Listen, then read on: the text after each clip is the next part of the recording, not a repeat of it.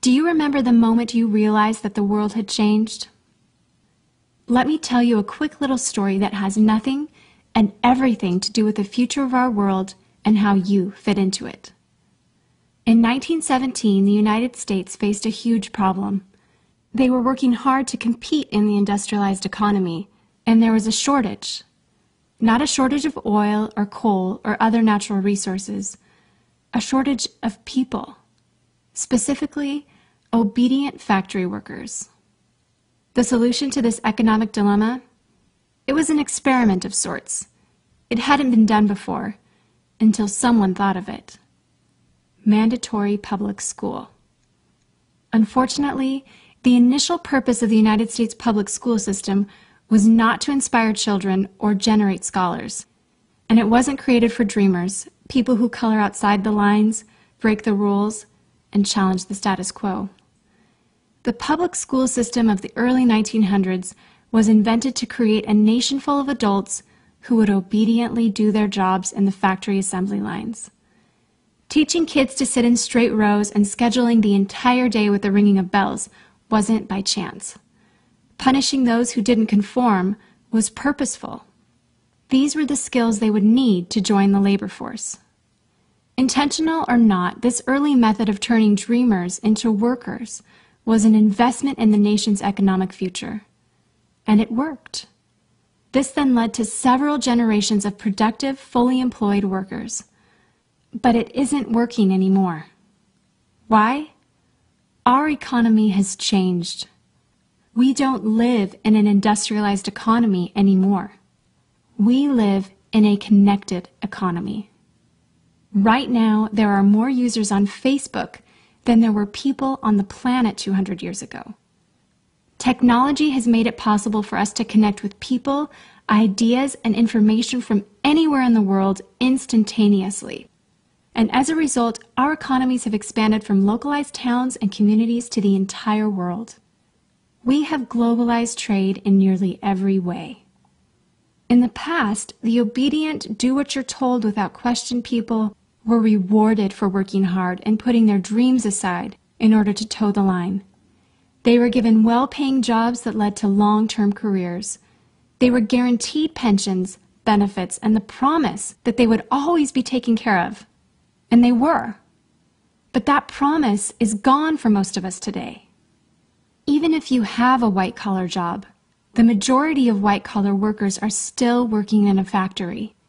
Instead of operating a sewing machine or welding a widget, they now push pencils, type on keyboards, or process paperwork. It's still factory work because the entire focus of the day is spent on increasing productivity, which leaves little room for creativity, spontaneity, or individuality. The educated, hard-working masses are still doing what they're told, but they're no longer getting what they deserve. Even if you do everything you are told to do today, graduate from high school, go to college, get a degree, work hard in whatever job you can find, if you're lucky enough to find one, you're not guaranteed anything. Companies are being forced to change or die right now. Layoffs happen much more often than job openings appear, and the highest paying jobs are disappearing or heading overseas at an alarming rate. If you have a job where your boss tells you exactly what to do, he or she will always find someone cheaper than you to do it. Did you know that the average length of a job today is about 4.5 years? Contrast that to the 1960s when it was 40 years. The connected economy rewards a different group of people. It rewards the people who see things differently, who don't conform, people who have ideas that no one else has, people who are willing to work hard but know that the old way of doing things is broken. The connected economy rewards you not for being a cog in the wheel of life, but for standing up and reaching out. The connected economy rewards the connectors. Whether it's connecting a person to a person, a business to a business to a product, or a product to a person, those who learn how to connect are the ones who will survive and excel in the connected economy. That is how the world has changed. It's not about to change, It already has. Things are different now, and they're not going back to the way they used to be. Look at Facebook. What's their product? It's you. Your network, your information, your ideas, they all have value. Does Facebook pay you for the money they make selling your information to advertisers? No. But we still use it because we have an innate desire to connect with people.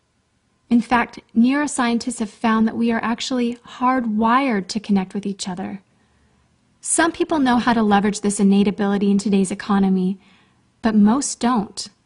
And because they don't know how to do it, most of them are paralyzed with fear, resisting the shift, despite clear indications telling them it's time to change. In 1917, a group of people performed an experiment that forever changed the way that we earned a living. The world today is facing another huge problem. We're facing a shortage of our own. Not a shortage of factory workers or consumers. The world has enough of those. We have a shortage today of dreamers and connectors. And so, we're holding our own little experiment. And you happen to be the subject of it. This 8-minute presentation was specifically designed to seek out and find the connectors around us. Those who recognize that we are on the brink of the next economic revolution, who are ready to thrive in the connected economy, and who are searching for the best way to do it. The internet and technology are rapidly changing the way that we do everything today, including how we make a living. It's not too late to embrace the change and find a way to make yourself relevant and profitable in our brave new world. And that's why we've invited you here today. We've created something that rewards you for connecting. It pays you for bringing people together behind a cause, product, or idea. And we have systematized it and made it so that you can do it from anywhere, with anyone, at any time. If you are passionate about helping people, if you are passionate about changing lives, if you want to position yourself to be a capitalizing force within the connected revolution instead of just a bystander, let's start now. Do you remember the moment you realized that the world had changed? How about the moment you realized you could change with it? Are you ready for the details?